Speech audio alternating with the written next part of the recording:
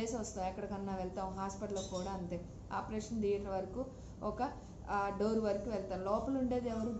దేవుడే అక్కడ అన్ని కార్యాలు జరిగిస్తూ ఉంటాడండి. దేవుడు కనుక మనతో లేకపోతే మనం ఈ రకంగా జీవిస్తున్నాము, ఈ రకంగా మనం ఉన్నాము అంటే దేవుడు మనకు తోడై ఉన్నాడు కాబట్టి, ఆయన నడిపిస్తున్నాడు కాబట్టి, కొన్ని విషయాల్లో అనుమానంతో, భయంతో, దిగులుతో ఉన్నారు కాబట్టి ఈ వాక్యం ద్వారా దేవుడు మాట్లాడుతున్నాడు.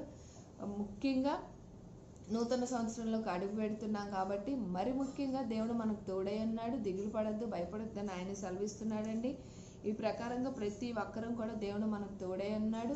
ఆయనతో మనం నూతన సంవత్సరంలోకి అడుగు పెట్టాము. రుడిగా నమ్మండి, ఎక్కడా కూడా సందేహించకూడదు. అందుకే దేవుడు మరి ముఖ్యంగా ఈ వాగ్దానంతో మనల్ని బలపరుస్తున్నాడు. మనతో కూడా వస్తానని చెప్తున్నాడు. మనలోనే ఉన్నాడు మన దేవుడు.